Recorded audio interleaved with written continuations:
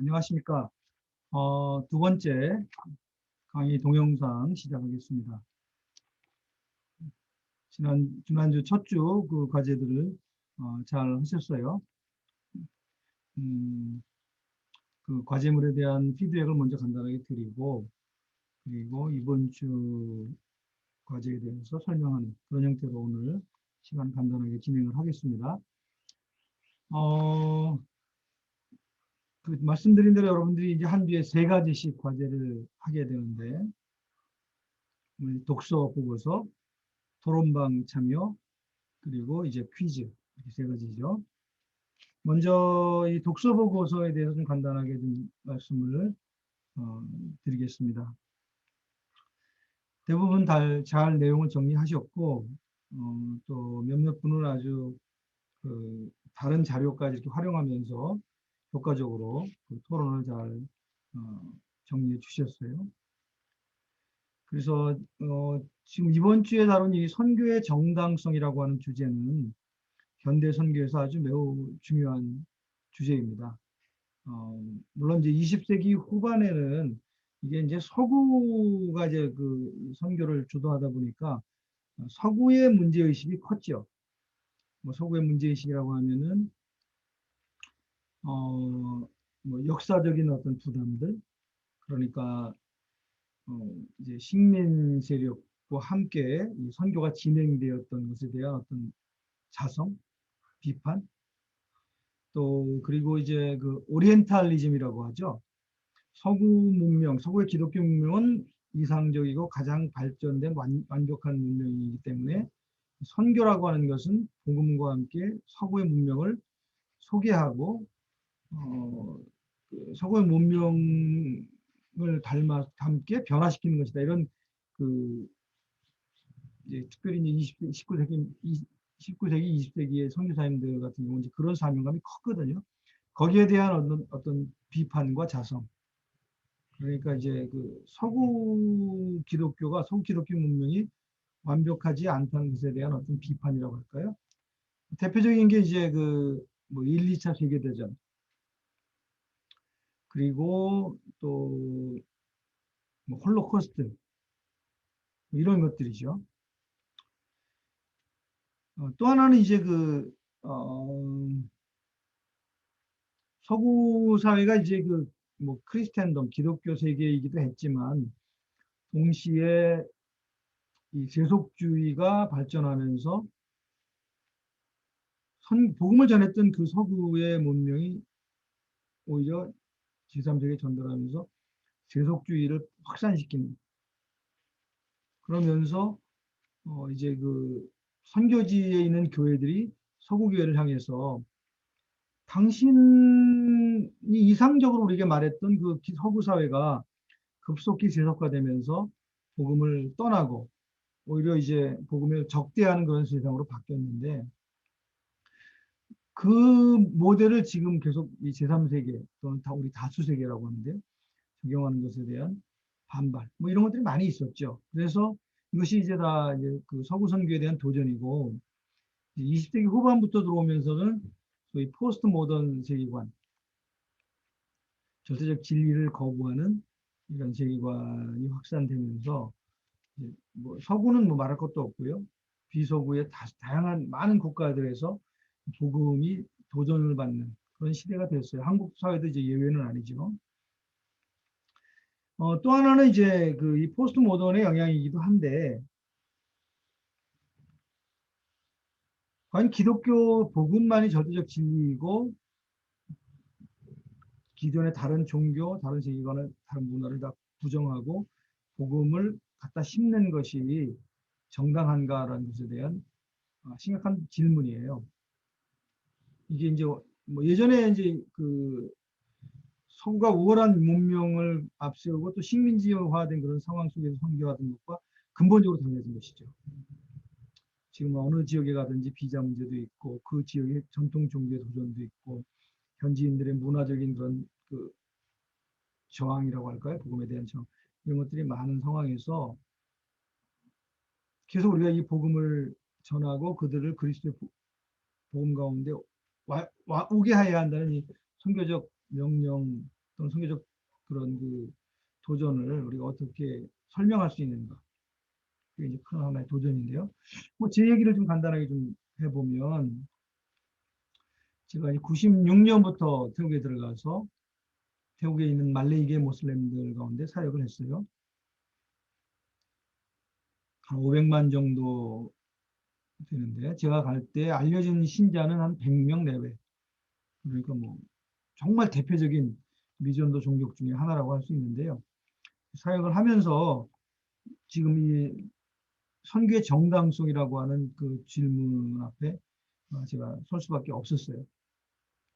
불교들도 저항이 심하지만 특히 이슬람을 믿는 사람들 경우는 왜 네가 우리한테 와서 우리 사회를 이렇게 파괴하는 그 행동을 하느냐라고 하는, 그리고 우리가 자신들이 믿는 이슬람 신앙 속에서 행복하게 살고 있는데 왜 우리에게 문제를 던지냐. 뭐 이런 이제 도전인 거죠. 이제 무슬림 사역 가운데 하시는 어떤 분도 이제 그 독서 보고서 그렇게 쓰셨는데, 굉장히 심각한 질문이잖아요. 내가 이 전하는 복음을 통해서 이들이 예수를 믿게 되면, 저희가 있는 지역 같은 경우 예수를 믿게 되면 기본적으로 집, 가정과 마을에서 쫓겨나고 뭐 살해 위협을 당하기도 하고 많은 대가를 지불해야 되는데, 그리고 그 공동체에서 선교사 들어온 것을 거부하는데 내가 굳이 신분을 속여가면서 어, 그들 가운데 예수를 믿게 만들어야 되는가? 그리고 예수 믿는 사람도 너무 불행해지는데 그럼에도 불구하고 이 선교를 해야 되는가? 뭐 이런 그 질문들을, 물론 떠나기 전에도 있었지만 현장에 가서 그 질문 앞에 이제 서게 된 것이죠. 그래서 크게 이제 이런 도전을 두 가지 도전으로 나눌 수 있죠. 외적인 도전, 내적인 도전. 외적인 도전이라는 것은 강력한 이슬람 사회의 어떤 도전. 그리고 이슬람 상황에 만족해 있는데 너 왜 신분을 숨기고 아주 그 뭐라고 할까요? 그 사람들 입장에서 볼 때는 야비한 방법으로 들어와서 왜 우리에게 문제를 던져주냐. 이렇게 이제 그런 그 질문들. 그게 이제 도전이죠. 그런 상황에서 나는 뭐라고 그들에게 답변해야 되는가. 근데 이거보다 더 심각한 도전이 사실 내면의 도전이죠. 뭐 첫째는 뭐 이런 도전도 있죠. 저의 경우는 이제 그 이슬람 학자들하고 이제 많이 토론하면서 이제 뭐 성경적인 문제, 성경이 정말 하나님이 계시냐, 뭐 이런 도전 토론을 하면서도 저는 개인적으로 제가 선교사니까 또 제 신앙적인 체험을 통해서 확신하지만 상대방에게 이어서 확신시킨다는 것이 굉장히 쉽지 않더라고요. 그리고 그분들의 이제 공격 중에 상당히 합리적인 부분들도 있고, 이런 것이 이제 외적인 도전이라고 볼 수 있습니다. 두 번째는 이제 내면의 도전이죠. 내 스스로. 나는 정말 이 복음이 이들에게 그 많은 대가에도 불구하고, 반대와 도전에도 비난에도 불구하고 전할 만한 가치가 있는 것인가에 대한 자신에 대한 질문. 떠나기 전엔 뭐 100% 확신했는데 가서 이제 사역하다 보니까 그 질문이 생각보다 이제 내면의 어떤 질문들이 크다. 그리고 이제 예수 믿는 사람들, 개종자들과 함께 지내면서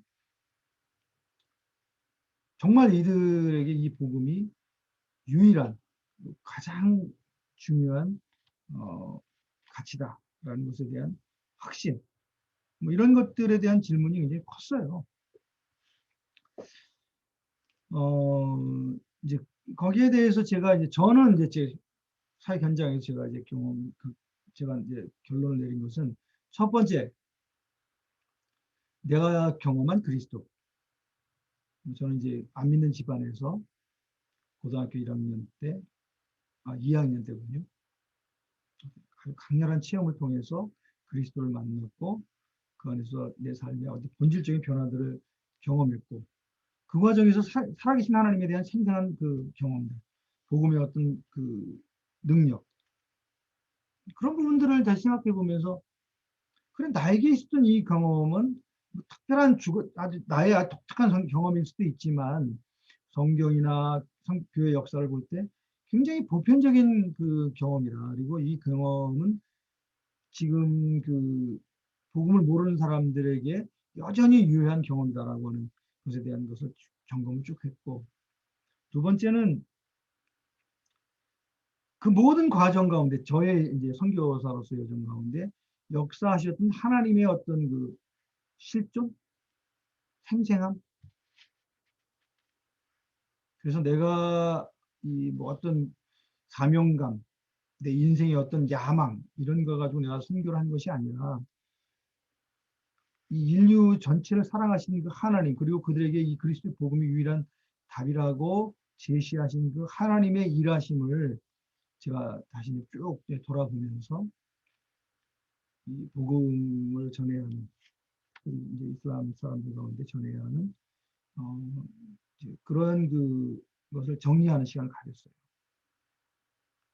그리고 이제 또 하나 도움이 된 거는 이제 제가 개종한 그 수많은 고통 가운데 어려움 가운데서 개종한 형제자매들과의 이제 그들 양육하고 그들과 함께 이제 교제하면서 저에게 있었던 그 복음의 현상이 그들에게도 동일하게 의미가 있었고, 이제 이들과 같은 경험들이 더 많은 모슬렘들 가운데 공유되어야 한다는 것에 대한 확신, 뭐 이런 것들이 이제 저에게 주어진 답이었는데, 재밌는 게 뉴비긴이 이제 그 3장에서 얘기한 것이 사실 제가 고민했던, 현장에서 제가 뭐 10여 년 동안 고민했던 그 내용들을 그냥 잘 요약한 것이다 이렇게 생각이 들었습니다. 그래서 이제 뉴비긴의 얘기는 이제 삼위일체 하나님의 선교죠. 선교는 하나님이 하시는 것이고, 또 내가 선교에 참여하는 것, 그리고 내가 그리스도의 복음을 증거하는 것은 하나님이 이미 하시고 계신 일을 가운데 내가 참여하는 것이고, 이것은 내 사역도 아니고 내 야망도 아니고 내가 성취해야 할 내 과제도 아니라는 거죠. 물론 이제 그것이 하나님께 나에게 위임됐기 때문에 내가 최선을 다하지만 기본적으로 하나님의 선교가 본질이고 거기에 내가 참여하고 있다. 그리고 이런 관점을 갖게 되면 이제 세상 가운데 일하시는 하나님에 대해서 주목하게 되죠. 아, 하나님 지금도 일하고 계시는구나. 수많은 이 어둠 가운데 있던 영혼들이 그리스도의 복음을 통해서 광명을 만나고 삶이 변화되고 그들이 이 자기 인생의 목적, 우주를 창조하신 하나님의 목적 가운데 확신을 가지고 살아가게 되는 복음의 현상들을 이제 전 세계적으로 이게 이제 벌어지고 있으니까 그걸 보게 되면서 다시 한번 하나님 일하고 계시는구나. 나는 이 하나님이 하시는 거대한 하나님의 선교에 참여하는 특권을 받은 그런 존재구나 하는 것을 예, 확인하게 되고요. 이렇게 이제 선교에 대한 관점이 바뀌게 되면 이게 맞는 건데, 그러면 내 현장의 사역도 바뀌게 된다. 이제 그것이 이제 저의 경험이기도 하고 이제 뉴비긴이 얘기하는 것입니다. 뉴비긴 자신이 인도 남부에서 40년 가까이 오랜 사역을 하신 지도자이기 때문에 뭐 우리 선교사들이 겪는 같은 경험들을 다 하신 게 아닌가 이런 생각이 듭니다. 또 하나는 이제 한 분이 그런 얘기를 하셨어요. 과연 이것을 우리가 하나님의 선교라고 하는 것이 가장 중요한 선교학적 돌파인데, 그렇다면 내 상황에서 이 하나님의 선교라고 하는 선교학적 관점을 가지고 나는 어떻게 변화되어야 되는가. 그래서 이 하나님의 생생한 살아있는 역사 속에 내가 깊이 들어가는 것. 내 내면에서도 그 하나님을 경험하고 사회 현장에서도 경험하고 이 인류사회 전체 가운데서 일하시는 하나님의 그 흔적들을 발견해 가면서 나를 깨뜨려가는 과정들이 필요한 거죠. 굉장히 이게 중요합니다. 선교에서. 근데 이제 많은 경우에 과거에 우리 지금 물론 서구 선교가 있고 지금 한국 선교사도 그런 오류를 범할 수 있는데, 어떤 오류가 있냐면은 선교를 정형의 틀을 놓고 거기에 사람들을 이렇게 짜맞춘다고 할까요? 하나님의 역사는 굉장히 다양하고 다이내믹한데 우리가 가진 틀 속에 선교를 가둬놓을 수가 있다는 건데요. 그런 의미에서 우리가 하나님의 관점을 가지고 이 선교를 행해 나가는 것이 필요하다 이런 생각이 듭니다. 또 하나는 이제 오늘날 이 교회가 또 선교사가 이런 복음의 생생함을 드러낼 수 있어야 된다. 근데 많은 경우에 이제 우리가 어떤 잘못된 고정관념 속에서 선교를 바라볼 수가 있잖아요. 복음을 생각할 수도 있고. 제가 이게 도전되는 그 이야기 중에 하나가 뭐냐면은 선교 역사 속에서 이제 물론 선교사 한 것은 아니지만 서구의 소위 기독교를 믿는다고 하는 서구 사회의 사람들 중에 다수가 노예무역을 했잖아요. 아프리카 사람들 잡아다가 뭐 유럽이나 이제 특별히 이제 아메리카 신대륙 속에 일꾼으로 노예로 잡아다 팔았잖아요. 근데 당시 많은 기독교인들이 그걸 정당하게 생각했다는 거예요. 성경적으로 그것이 뭐 성찰되거나 비판되거나 제고되지 않고 그냥 그 일을 종사한 많은 사람들이 기독교인들이었다는 거죠. 그래서 유명한 일화가 있잖아요. 최초의 아프리카 사람을 잡아서 이제 아메리카 쪽에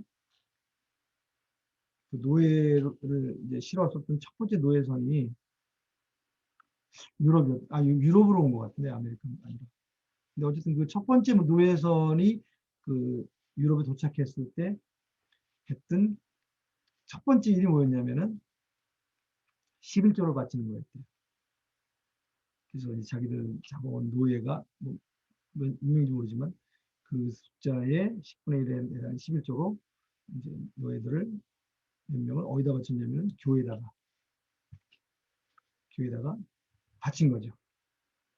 그러고 나서 이제 그 노예를 판 건데 지금 생각하면 말도 안 되는 얘기 아니에요. 그런데 선교라고 하는 복음이라고 하는 것이 인간의 고정관념에 갇혔을 때 얼마나 왜곡이 될 수 있는가를 보여주는 하나의 사례죠. 종교심에 의해서 11조를 바쳤는데 노예를 바쳤다는 거예요. 뭐 이런 것처럼 이제 오늘날 우리 교회는 혹시 그런 게 없는가? 그러니까 하나님의 선교로 나아가야지 인간의 어떤 그런 고정관념, 우리가 문화적으로 익숙한 것들에 대한 거기에 근거한 어떤 선교적 행위, 그것이 하나님의 선교보다 더 우선된다면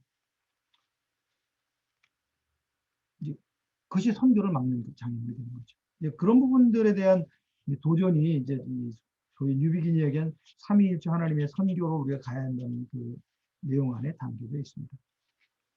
그래서 선교는 더 많은 개종자를 얻고 또 더 많은 교회를 세우고 어떤 지역에 기독교라고 하는 종교적 영향이 퍼져가는 것. 그렇게 보면 이건 너무 편협한 시각이라는 거예요. 사실은 하나님의 선교, 하나님의 통치가 이루어진다는 측면에서 그런 관점에서 이제 교회가 늘어나서 하나님의 통치를 하는 창구가 늘어난다. 이런 관점을 보면은 이 선교를 보는 관점이 전혀 달라질 수 있다. 그 다음에 이제 중요한 거는 우리 그리스도인들, 선교사를 포함해서 그리스도인들이 하나님의 이 세상을 변화시켜가는 하나님의 나라의 통치로 변화시키는 과정에서 우리가 먼저 예수님 믿게 됐는데 그것은 내가 뭐 천국에 간다고 하는 특권을 누리게 되는 특권자 입장에 쓴다는 개념보다는 그건 뭐 어떻게 보면 당연한 거지만 진정한 의미에서의 내가 예수 그리스도를 알게 된 것은 이 세상을 변화시키는 그 하나님의 거대한 일에 나를 참여시키기 위한 하나님의 초청이다. 그것이 바로 선교다. 선교의 본질이다. 이렇게 이제 보는 것이 오늘날 선교학에서 얘기하는 관점입니다. 그래서 예전에는 이제 교회 중심적 선교, 어느 지역에 가든지 예수 믿는 사람들 해가지고 교회를 많이 세우면 그 사회가 하나님의 통치가 이루어지는 하나님의 나라가 될 것이라고 하는 전제 속에서 우리가 선교를 했는데 우선 뭐 기독교가 지배했던 서구 사회의 어떤 내면의 어떤 모순들 그것이 하나의 컸고 지금 많은 선교지에 있는 많은 지역에 교회들이 세워졌는데 과연 교회들이 많아질 때 자연스럽게 그곳에 하나님의 나라가 세워졌느냐 이런 질문 속에서 하나님의 선교의 의미를 다시 회복해야 된다 하는 그런 주장들이 지금 많이 선교학에서 이제 논의되고 있는 것입니다. 그래서 이 부분을 우리가 이제 고민을 한 거고요. 물론 이제 뉴비긴의 이 하나님의 삼위일체 하나님의 선교를 얘기할 때에 이제 우리가 좀 고민해야 할 부분도 없지는 않아요. 이것은 이제 1950년대에 소위 미시오 데이 하나님의 선교가 처음 나올 때에 이제 에큐메니칼 쪽에서 범했던 오류이기도 한데 하나님의 통치, 하나님의 그 하나님 나라의 전체적인 그 임재 이런 것들 얘기하다 보면 우리 개인 구원이라든지 계속 개종한 사람들 예수님 회심한 자들의 모임으로서의 교회의 성장 이런 개념에 대해서 조금 좀 약화되거든요. 근데 이것도 이제 또 다른 모순을 낳을 수 있어요. 왜냐하면 그래서 이제 그 이제 에큐메니칼이 지난 20세기 후반에 경험한 건데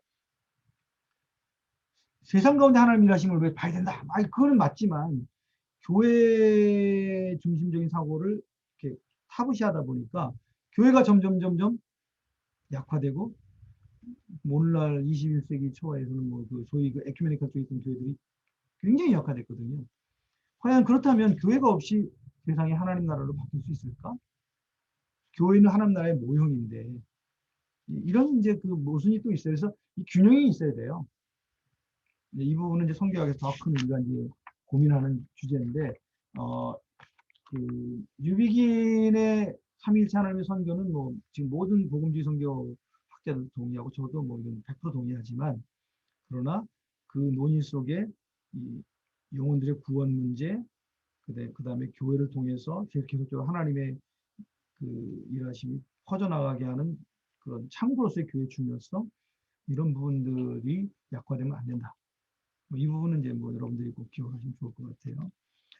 두 번째 이제 토론방인데요. 이제 토론방에서 제가 윌리엄 캐리 소논문 이제 요약한 거지만 여러분들에게 이제, 이제 읽도록 했는데 윌리엄 캐리가 위대한 거는요. 자기 자신이 먼저 이제 선교지에 나가는 것도 위대했지만 사실은 선교의 개신교의 선교 구조를 이렇게 기초했다고 할까요? 그거를 설계했다고 할까요? 제가 지난 시간에도 말씀을 드렸는데 캐톨릭은 초대교회부터 이제 그 사도행전 13장에 안디옥 교회에서 바울과 바나바를 따로 세우고 선교 팀을 미셔너리 밴드라고 그러는데요. 선교 팀을 만들어서 그들이 선교지를 가는 순간은 그들이 독자적으로 선교 현장에 맞는 정책을 세우고 계속 복음이 퍼져나가는 그 일의 전문성을 가지고 이제 했단 말이에요. 그것이 이제 그 로만 캐톨릭에 들어오면 수도원 운동, 수녀회, 그리고 뭐 이제 이런 소위 그 캐톨릭은 둘로 나눠져 있어요. 그래서 프리스트, 사제, 목회자죠. 어떤 지역에 가면 그 지역의 주민을 진앙적으로 돌보는 목회자, 프리스트하고 소위 수도사 또는 선교사 또 어떤 경우는 그걸 이제 형제회라고 그러는데 이 신학교를 졸업해도 이 둘이 딱 나뉩니다. 그래서 아주 오래전부터 이 선교 조직이 기본적으로 갖춰져 있었어요. 근데 이제 이 수도사들이 이제 그 중세 때 너무 부패해가지고, 어, 그 루터가 종교개혁을 하면서 이거를 없애버렸잖아요. 그리고 이제 다 결혼할 수 있게 하고, 왜냐하면 수도사나 수녀회는 이제 결혼을 하지 않고 전적으로 이 복음 전파에만 헌신했던 조직인데, 그걸 없애버리면서 개신교가 수백 년 동안 선교를 하지 못했단 말이에요. 거기에 대해서 이 윌리엄 캐리가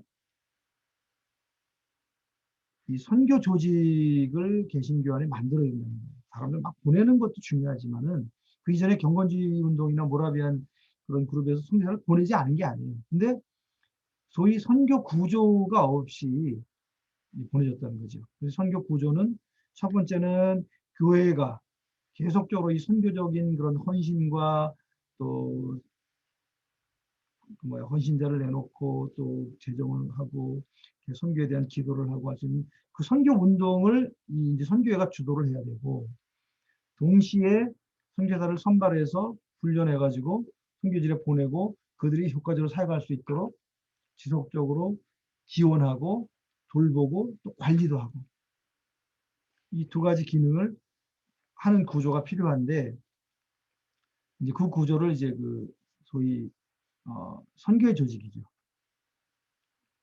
그래서 이제 초기에는 이제 초교파적으로 했습니다. 이 교파 교회들이 이제 거기에 대한 반응이 미온했기 때문에, 그래서 이제 교파를 초월해서 초교파의 그런 조직들이 많이 생겼는데, 어쨌든 간 나중에 이제 교단 선교도 생기고 해서 이것이 이제 그 선교 조직이 생기면서 개신교가 이제 본격적으로 이제 1792년에 윌리엄 캐리가 나왔잖아요. 이제 18세기 말이죠. 19세기 전반에 걸쳐서 이 엄청나게 많은 선교 조직들이 생기면서 선교가 활성화되고, 우리나라도 마찬가지죠. 한국 교회도 초기부터 어, 처음에는 이제 그 교회가 선교사를 파송하긴 했어요. 그러다가 이제 그 해방 이후에 6.25 전쟁 이후에 이제 그 선교사 다시 보내기 시작하고, 1970년대부터 80년부터 본격적으로 많은 선교단체들이 형성이 되면서 한국교회가 폭발적으로 선교사를 보낼 수 있었죠. 이런 것들이 이제 윌리엄 캐리가 쓴 그 논문을 통해서 시작이 된 거예요. 그런 의미에서 이제 윌리엄 캐리를 근대 선교의 아버지다, 이렇게 얘기하는 거죠. 물론 이제 이 선교 구조라고는 굉장히 크고요. 그리고 현장에서 이루어지는 선교 사역의 어떤 그 내용에 있어서도 윌리엄 캐리는 근대 선교의 아버지라고 불릴 만큼 모범적인 다양한 그런 사례들을 만들었죠. 뭐 현지 문화를 배우고, 또 현지어로 성경을 번역하고, 현지 기독교적인 성경적 가치를 통해서 현지 사회를 변화시키고, 수많은 일꾼들을 세우고, 뭐 이런 학교를 세우고, 뭐 이런 것들을 통해서 근대 선교의 어떤 모델을 만들었다, 이렇게 볼 수도 있습니다. 그래서 굉장히 윌리엄 캐리 중요한데, 저는 이 윌리엄 캐리에 대해서 굉장히 참 인상적이었던 게 논문을 썼다는 거예요. 물론 요즘도 우리 선교사 저도 나갈 때 이제 사역 계획서 쓰고 했지만, 뭐 제가 알기로는 사역에 대한 계획을 적었지, 이 윌리엄 캐리처럼 그 하나의 그 기독교 사회 전체가 바뀌어야 된다는 것을 도전하는 그런 논문을 썼다는 것에 대해서 굉장히 좀 새롭게 발견했습니다. 선교사들은 사실은 학자가 돼야 돼요, 학자. 윌리엄 캐리가 이제 보여준 좋은 모델 중에 하나가, 현장 사역의 어떤 그 실질적인 사역도 하지만은 끊임없이 그 자기를 성찰하면서 전체 하나님의 선교의 그림, 거기에 대한 그런 그 학문적인 정리, 그것도 굉장히 중요하다, 이렇게 생각할 수 있겠습니다. 그 면에서 윌리엄 캐리가 굉장히 도전을 하죠. 요즘 그래서 성찰하는 실천가라는 그런 말을 많이 해요. reflective practitioner. 그래서 현장에서 우리가 프랙티컬하게 사역을 잘 해야 되지만, 선교사는 끊임없이 다시 뒤로 물러나서 현장에서 일하시는 하나님의 그런 손길들, 하나님의 섭리들을 학문적으로 정리해서 교회가 또는 선교 공동체가 그것을 새롭게 발견할 수 있도록, 확장해 갈 수 있도록 하는 학문적인 역할이 중요합니다.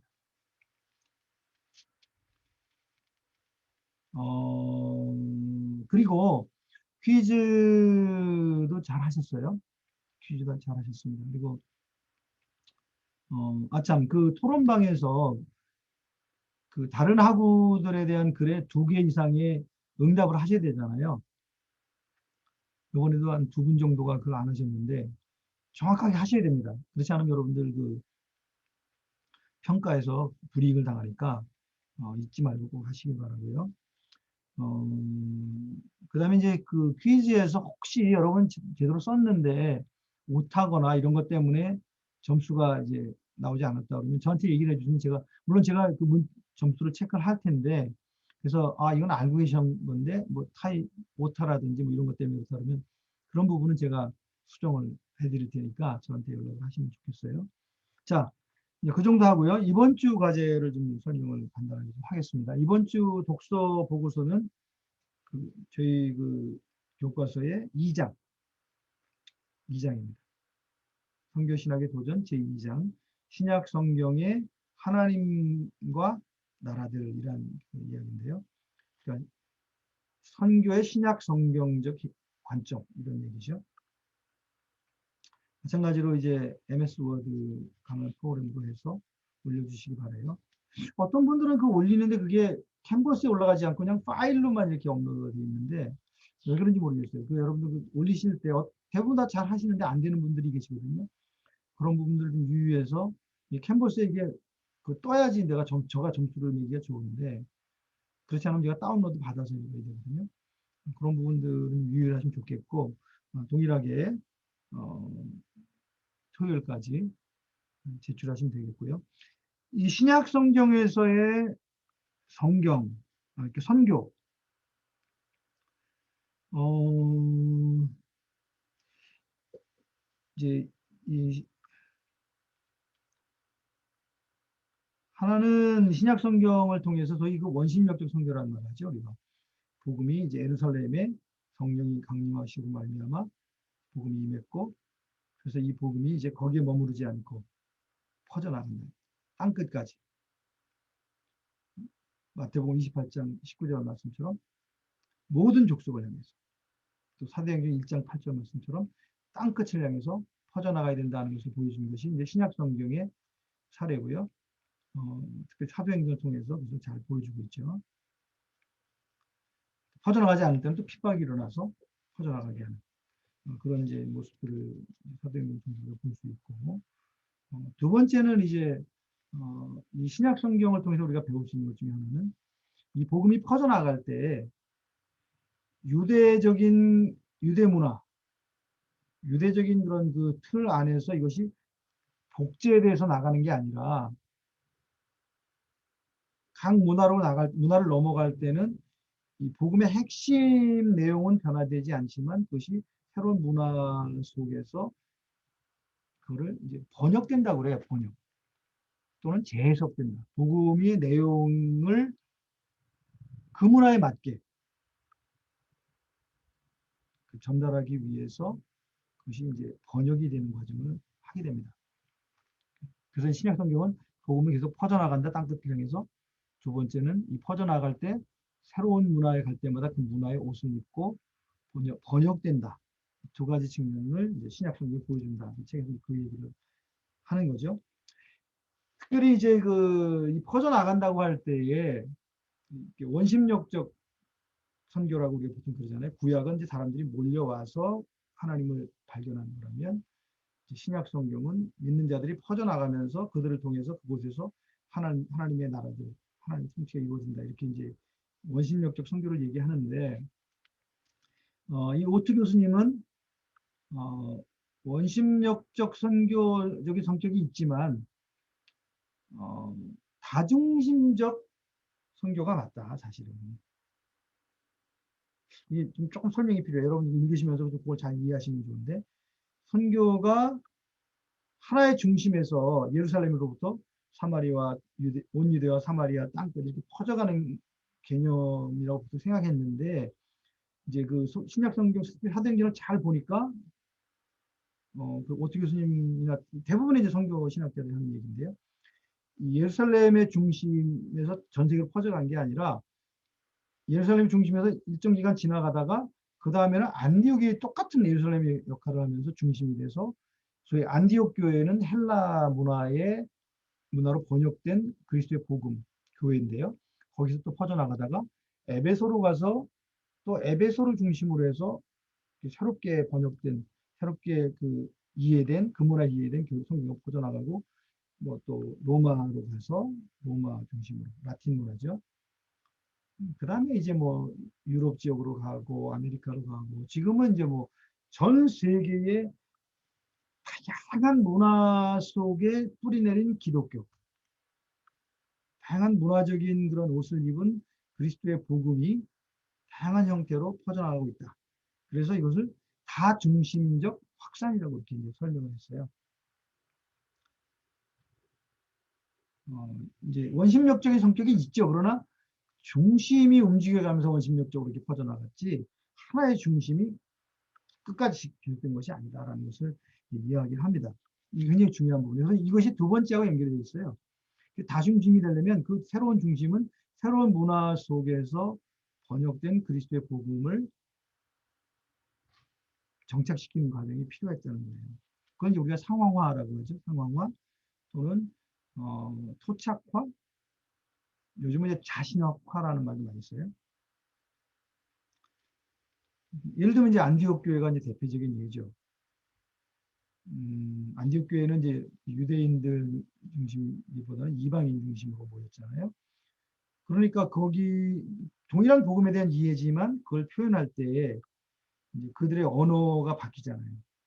그래서 그 전에는 예수님을 그리스도, 메시아라고 하는 개념으로 신앙 고백을 했다면 이제 안디옥 교회에 오면서 curious, 무슨 주님이란 뜻이죠. 그러나 당시 그 헬라 문화에서 이방 신을 불렀던 그 주님이라고 하는 그 단어인데요.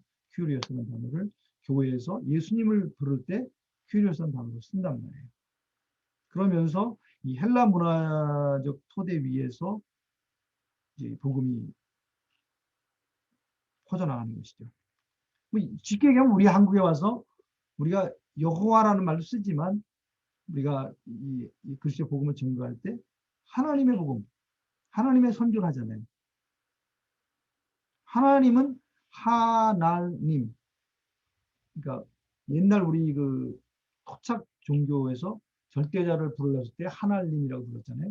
그 하나님을 우리가 이제 성경적으로 받아들여서 하나님이라고 하는 용어를 캐톨릭에서 하느님, 우리는 하나님 이 용어를 만들어서 이 여기다가 그리스도 복음을 담아서 지금 퍼쳐가고 지금은 뭐 다 기독교적인 하나님으로 보잖아요. 그런 것처럼 이 새로운 문화에 들어갔을 때 새로운 문화의 옷을 입고 복음이 더 효과적으로 유대적인 문화를 가지고 유대적인 문화의 옷을 입은 복음이 만약에 안디옥에서 에베소에서 로마에서 퍼져나갔다면 굉장히 제한적이었을 거예요.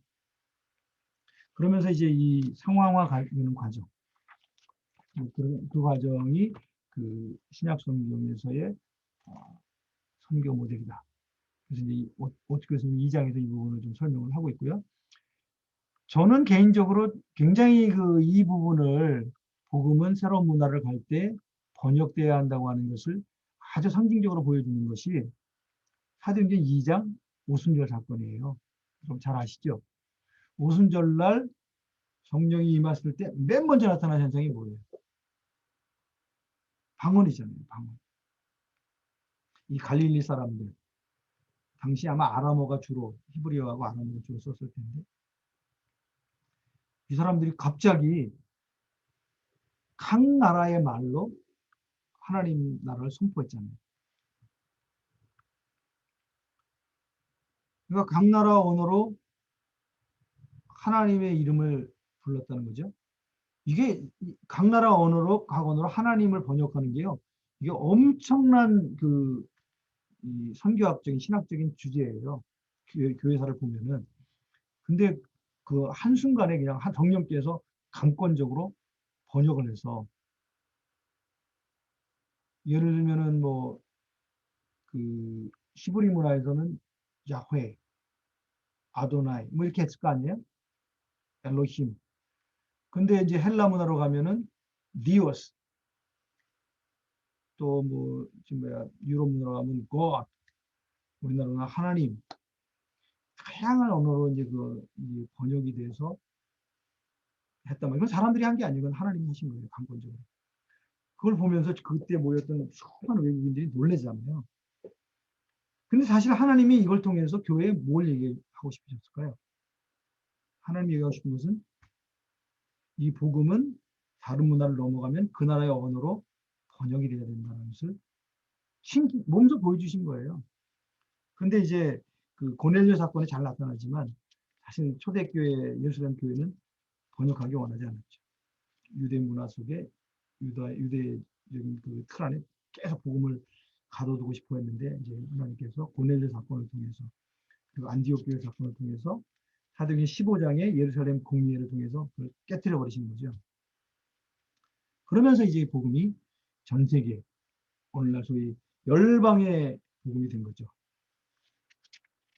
사도행전 2장 사건이 없었으면 또 고넬료 사건 때 하나님께서 강권적으로 베드로의 생각을 바꾸지 않으셨으면 일을 하지 않았을 일이죠. 근데 이제 그 사도행전 지금 우리 교과서 2장에서 오트 교수님이 얘기한 내용입니다. 그 부분을 좀 잘 보시고 제가 이제 드린 질문에 답을 하시면 좋겠고요. 토론 질문은 데이빗 보시라고 하는 그 남아프리카 공화국 출신 선교사이면서 20세기 후반에 가장 위대한 선교학자죠. 이분의 짧은 책이에요. 책의 1장을 여러분께 제가 올려드렸는데 1장과 2장 그걸 보시고 질문에 대한 답을 해주시면 돼요. 여기서 이제 데이빗 보시가 가장 많이 얘기하는 거는 약함을 통한 선교인데요. 왜 이게 이슈냐 하면은 이분이 1970년대 후반에 책을 쓰셨는데 이거 배경을 좀 잠깐 설명드리면 70년대 후반에는 70년대는 굉장히 그 선교에 있어서 격동기예요.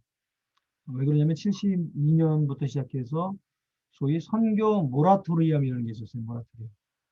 그게 뭐냐면 이제 제3세계 교회 지도자들 중에 아프리카 지도자, 뭐 아시아 교회 지도자, 남미 교회 지도자들이 여러 선교 대회 때 나와서 서양 선교사를 이제 그만 보내달라고 하는 그 선언을 했어요.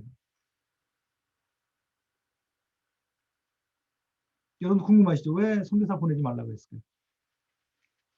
모라토리엄은 이제 일시 중단인데 그 이유 중에 여러 가지가 있는데요. 그 중에 하나가 이제 서양의 우월한 문명 또 재정적인 물량적 지원을 통해서 많은 교회를 개척했는데 그것이 현지 교회의 생명력을 주기보다는 오히려 좀 물량주의에 빠지게 하는 그리고 이제 서구 문화가 현지 교회를 지배하다 보니까 이 토착 문화에 의한 복음의 폭발적 확산을 저해한다 이렇게 생각해서 이제 그분들이 이제 중단해 달라고 한 건데 이것이 이제 서구 교회에는 굉장한 충격이었어요. 200년 동안 엄청난 선교를 했는데 그리고 실제로 막 기적적인 사역을 이뤘죠. 전 세계가 기독교가 이제 들어갔으니까요. 그럼에도 불구하고 왜 그러면 이 사람들이 모라토리움을 선포했는가에 대한 진지한 고민들을 하게 되면서 그 배경에서 이제 이 보시의 책도 나온 건데 보시는 그 원인 중에 하나가 뭐냐면 서구 선교가 서구의 우월한 문명 그 다음에 뭐 정치적인 식민지였으면 정치적인 힘 또 물량 탁월한 물량 그래서 학교 세우고 병원 세우고 뭐 교회 건물도 뭐 쉽게 세우고 이렇게 했던 소위 그러면서 비서구 세계를 정복한다는 개념에서 비서구 세계 문화를 밀어내고 타종교를 밀어내고 거기에 기독교를 심는다. 소위 정복주의적인 선교 또는 이분은 뭐라 하냐면 해답 신학이라고 해서 해답. 우리가 다 답을 가지고 있으니까 우리 거 받아들여. 라고 하는 그런 그 접근의 선교. 그것을 이제 힘을 앞세운 선교라고 이분은 본 거예요. 그리고 그것이 소위 지금 마지막 모라토리움의 원인이다. 이렇게 이분을 봤던 거고요. 그래서 이걸 극복하려면 어떻게 되냐. 다시 그리스도의 모델, 바울의 모델로 돌아가야 된다. 그러면 그리스도는 어떻게 세상을 바꿨는가? 그럼 어떻게 주님이 이 세상을 바꾸셨어요? 물론 주님은 귀신도 쫓아내고 병자도 치료하고 수많은 일을 하셨지만 주님이 진짜 세상을 바꾸기 위해서 하신 일이 뭐였어요? 가장 연약한 자의 모습으로 십자가에서 아니 무기력하게 또 억울하게 돌아가신 거잖아요. 그리고 그 십자가의 그 희생 이후에 부활의 권능을 통해서 이제 그 세상을 바꾸셨고 바울의 경우도 마찬가지예요. 바울은 당시에 어떤 자기 생활도 어려웠어요. 재정적인 힘을 앞세운 것도 아니고 뭐 어느 지역에 가서 학교를 세우거나 뭐 병원을 세우거나 문화센터를 세우거나 예배당 건물을 지어주거나 하나도 없었어요. 바울이 했던 것은 오직 바울의 선교는 철저하게 약함의 선교였어요. 그것이 이제 고린도후서에 나타난 바울의 고백들에 잘 나타나 있는데, 그래서 이제 그 바울은 철저히 약한 자로 들어갔고요. 두 번째는 자기가 약하기 때문에 그리스도의 능력, 부활의 권능, 예수님이 무기력게 십자가에 돌아가셨을 때 부활의 권능이 이루는 것처럼 철저하게 약한 자로서의 선교사가 그것에 들어가서 그리스도의 복음을 증거할 때 부활의 권능이 그곳 가운데 하나님의 통치를 이룬다. 이제 이게 이제 그 그림이에요.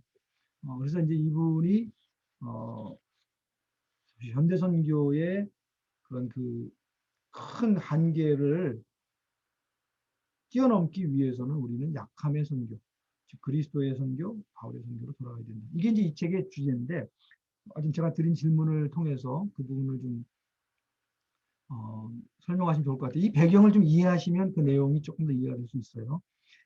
실제로 한국 교회 선교도 사실은 서구 모델을 그대로 닮았죠. 우월한 재정적인 힘, 가서 뭐 예배당 지어주고 문화센터 지어주고 교회 지어주고 뭐 학교 지어주고 뭐 병원 지어주고 이렇게 하면서 선교하는 그 모델이 주도적이었거든요. 주된 흐름이었어요. 그래서 어, 저희도 아마 조만간 이미 그런 걸 경험하고 있는지 모르는데 서구 선교가 경험했던 것들을 우리가 직면할 수밖에 없고, 그러면 다시 우리가 어디로 가야 하는가? 그리스도의 선교, 십자가의 선교, 바울의 선교. 그런 이제 바울의 선교를 길 위의 선교라고 했죠. 아무것도 안 가지고 그냥 여행자 아주 간단하게 그리스도의 복음만 가슴에 품고 가는 길 위의 선교라고 이제 얘기했습니다. 그런 부분 하시고 나머지는 뭐 똑같습니다. 토론방 이 부분 하시고 그다음에 독서 보고서 해주시면 될 것 같고, 퀴즈도 또 동일하게 진행이 됩니다.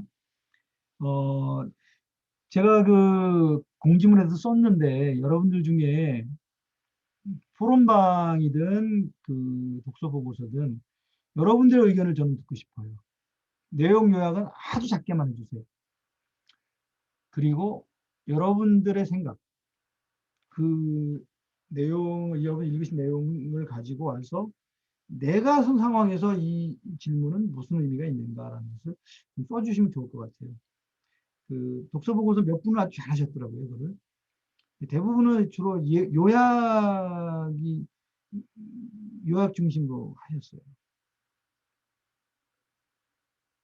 여러분들이 요약을 해놓으시면요, 읽는 저는 아주 고문이에요. 그렇잖아요. 똑같은 내용 계속 반복이 될 테니까.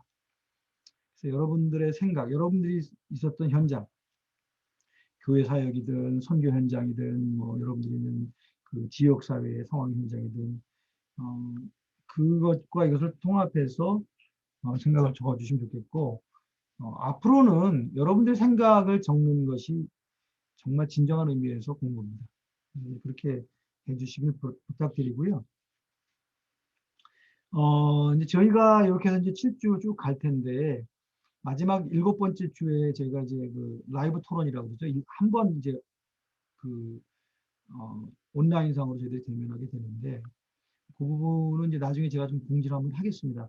그래서 지금 저희가 다 하신 분들이 23명인데, 요번에 응답 안 하신 분들이 몇 분 되셔가지고 그분들이 혹시 빠지는 건지 모르겠는데, 그래도 저희가 한 20명 가까이 돼요. 어, 그래서 20명이 한 번에 모여 다 하기는 어렵고, 한 두 그룹 정도 나눠가지고, 저희들이 그 토론방을 하겠습니다. 그래서 그거는 이제 일정을 제가 공지를 할 테니까, 두 그룹은 나눠서 이제 10명, 10명 이런 식으로 저희들이 하도록 하겠고, 그 라이브 토론은 여러분들의 텀페이퍼를 발표하는 것으로 제가 하려고 해요. 그렇게 좀, 그 정도 이해하시면 또 그런 얘기를 좀 말씀을 드리겠고요.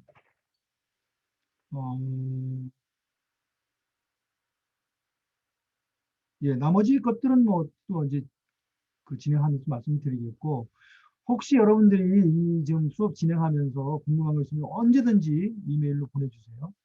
그럼 제가 거기에 응답을 하겠고, 제가 할 수 있다면 여러분들을 돕겠습니다. 어, 아직 자기소개 안 하신 분들 몇 분 계신데 자기소개 좀 올려주시고요. 또 어, 여러분들이 있는 상황 가운데서 좀 어떤 분들은 굉장히 어려운 상황에서 공부하시는 것으로 제가 알고 있는데 그런 기도 제목이 있으면 그것도 좀 나눠주시면 제가 부족하지만 여러분을 위해 기도하겠습니다. 제가 뭐 온라인이라고 하는 한계이긴 하지만 만나서 함께 공부하고 또 교제할 수 있어서 너무 감사하게 생각합니다. 계속 어, 매주 주어진 과제가 잘 감당할 수 있기 바라고요. 저도 여러분들 위해서 기도하겠습니다. 자, 오늘 이 정도 하죠.